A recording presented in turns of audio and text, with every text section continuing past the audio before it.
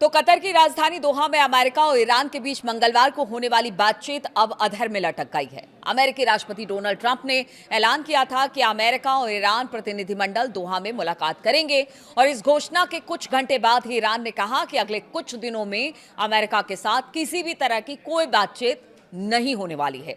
Iran के इस बयान ने शांति समझौते की लाइफलाइन को कमजोर और हॉर्मूज में जहाजों के गुजरने को लेकर जो मतभेद दोनों देशों में बना हुआ है वो साफ तौर से अब दिखाई दे रहा है।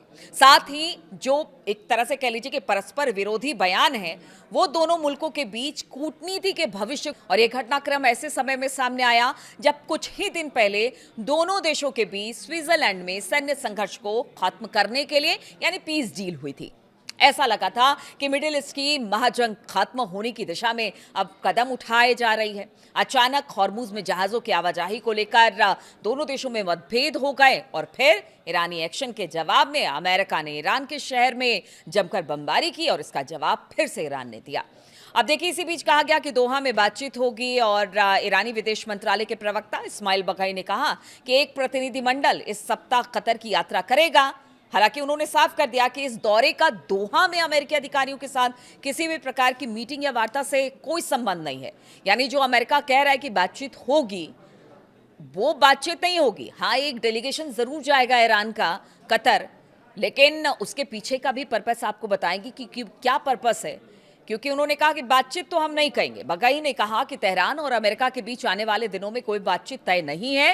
अंतिम समझौते में बातचीत अभी शुरू नहीं हुई है क्योंकि ईरान को प्राथमिकता डील से संबंधित MOU के प्रमुख प्रावधानों को लागू करना है। यानी जो डील में बात की गई है पहले उसको देखना होगा ईरान को कि क्या वो जो डील में बातें हैं वो हमारे हिसाब से हो रही हैं कि नहीं हो रही है। और इसी को बघई ने कहा कि हम पहले वो देखेंगे, उस पर बातचीत होगी, तब जाकर कुछ इस पर आगे की तरफ बातचीत होगी कि हमारी फेवर में क्या है और जो डील में कहा गया क्या वो उसे माना जा रहा है। क्योंकि देखिए कहा गया था कि जो ईरान की फ्रीज संपत्ति है उसको जल्द ही रिलीज किया जाएगा।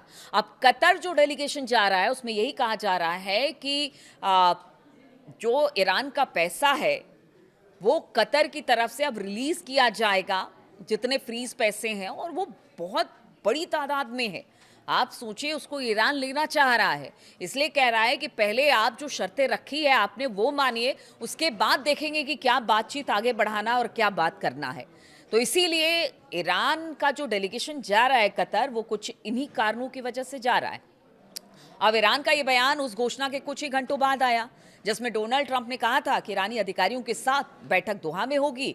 ट्रुथ सोशल पर एक पोस्ट किया अमेरिकी राष्ट्रपति ने और दावा किया कि तेहरान ने खुद इस बातचीत की गुजारिश की है। अब देखिए, एक बार फिर से झूठे साबित हुए हैं ट्रंप।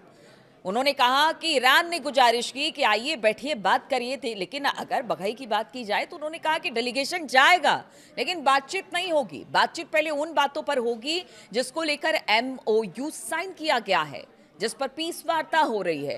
पहले वो आप पूरा कीजिए, उसके बाद आगे की बातचीत होगी। तो यहां पर एक बार फिर से मुंह की खानी पड़ी डोनाल्ड ट्रंप को।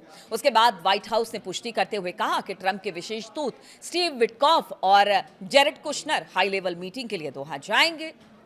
अब देखिए, ऐसे में ईरान ने तो अब नकार दिया, इसीलिए कहा जा रहा है कि मामला अब अधर में लटका हुआ है। ये कूटनीतिक अनिश्चितता ऐसे समय में सामने आई है जब अमेरिका और ईरान 4 महीनों तक चले संघर्ष को खत्म करने के लिए उन्होंने MOU साइन किया। 14 सूत्रीय MOU था और इसके तहत दोनों देशों ने सैन्य संघर्ष को रोकने और हॉर्मुज को फिर से खोलने पर सहमति जताई थी। तो देखिए, ऐसे में ये कहा जा रहा है कि खासतौर पर अगर हॉर्मुज को लेकर बात की जाए या लेबनान को लेकर बात की जाए, इन दोनों फ्रंट पर इस वक्त कॉन्फ्लिक्ट साफ तौर से दिखाई दे रहा है अमेरिका और ईरान के बीच में। और देखिए, बार बार अमेरिका कह रहा है कि पहले तो वो हमला करता है, फिर कुछ ना कुछ कारण देता है। जब ईरान कुछ कहता है तो कहता है कि ईरान चाह रहा है कि हम बातचीत करें। तो ऐसे में तो ये मामला ढुलमुल सा लग रहा है। तो अब आगे क्या होगा नहीं पता, इस पर अपडेट आपको दूंगी। लेकिन दूसरी बड़ी खबर भी आपको बता देती हूँ। जो एक बड़ी खबर सामने आ रही है, ईरान सीज़फायर के बाद दुनिया ने राहत की सांस ली। हालांकि अभी भी अमेरिका और ईरान के बीच सब कुछ ठीक नहीं है। तनाव इस वक्त भड़का हुआ है, बातचीत करने को तैयार नहीं है, हमले जरूर हो रहे हैं। और इस पूरे तनाव के बीच यमन के हूती विद्रोही चुप्पी मारकर बैठे हुए हैं। अब खुलासा हुआ है कि ईरान के समर्थन वाले हूती विद्रोही बड़े हमले की तैयारी कर रहे हैं। देखिए, हुती विद्रोही ईरान सीज फायर का इस्तेमाल अपनी मिसाइलों की ताकत को बढ़ाने के लिए कर रहे हैं, ऐसा वेस्टर्न मीडिया का कहना है। और वेस्टर्न खुफिया एजेंसियों ने इस बात का खुलासा किया है। हालांकि वेस्टर्न मीडिया एजेंसी या खुफिया एजेंसी जिस तरह की बातें रखती हैं, उसको ईरान हमेशा से मानने से इनकार करता है, या बाकी भी हिजबुल्ला, हुती, उनका कहना है कि ये प्रोपेगेंडा है। लेकिन अगर उनके हिसाब से बात की जाए वेस्टर्न मीडिया या वेस्टर्न खुफिया एजेंसियों की तरफ से, तो उन्होंने बताया कि हुती अपनी मिसाइलों की रेंज और सटीकता को बढ़ा रहा है। हुती लगातार इजराइल को धमकी दे रहा है और गाजा युद्ध के दौरान कई बार मिसाइलें और ड्रोन से हमला भी इजराइल पर किया गया था। इजरायली अखबार यरूशलेम पोस्ट के मुताबिक ईरान से सैन्य तकनीक हासिल करने वाले हुती विद्रोहियों ने हाल ही में मिसाइल टेस्ट किया ताकि उनकी ताकत को बढ़ाया जा सके, और इसके अलावा हुती अपनी मिसाइलों की रेंज और सटीकता को बढ़ा भी रहे हैं ताकि इजराइल को अधिक से अधिक नुकसान पहुंचाया जा सके। इजराइल के ईरान पर हमले के बाद हुतियों ने इजराइल पर बहुत कम हमले किए। हमने देखा कि बहुत जो पीछे हमले हुए अमेरिका, इजराइल और ईरान में, वहां पर हुती थोड़ा साइलेंट मोड पर था। लेकिन कहा जा रहा है कि वो साइलेंट जरूर है, लेकिन कहीं ना कहीं इसके पीछे की जो चुप्पी है ना, वो बहुत घातक होगी। लेबनान से हिजबुल्ला के लड़ाके लगातार इजराइल पर पहले से हमला कर रहे हैं। अब ऐसे में अगर हुती को लेकर इस तरह की खबर आई है तो फिर इजराइल को चेत जाना चाहिए। रिपोर्ट के मुताबिक 28 मार्च से अब तक हुतियों ने केवल 6 मिसाइलें इजराइल पर दागी हैं और 5 ड्रोन भेजे हैं। इससे पहले जब गजा सीजफायर समझौता हुआ था, तब हुतियों ने ऐलान किया था कि वो हर तरह के हमले रोक रहे हैं। हुतियों ने धमकी दी कि अगर गजा युद्ध फिर से शुरू होता है तो वो दोबारा इजराइल पर हमला करेंगे। हुती नेता अब्दुल मलिक अल हुती ने कहा कि इजराइल ने अगर गजा में नया अभियान शुरू किया तो उनकी सेना हमास का समर्थन करेगी, यानी हमास, हिजबुल्ला और इधर हुती। आप देखिए कि अगर ये तीनों प्रॉक्सीज ईरान की हैं, वो अपने आप को इस शांति वार्ता के दौरान कहा, जिस तरह से अगर वेस्टर्न मीडिया की बात की जाए, कह रहा है कि उसने अपने आप को और मजबूत करने की कोशिश की है, तो फिर ये तो अच्छी खबर नहीं कही जा सकती इजराइल के लिए भी और अमेरिका के लिए भी।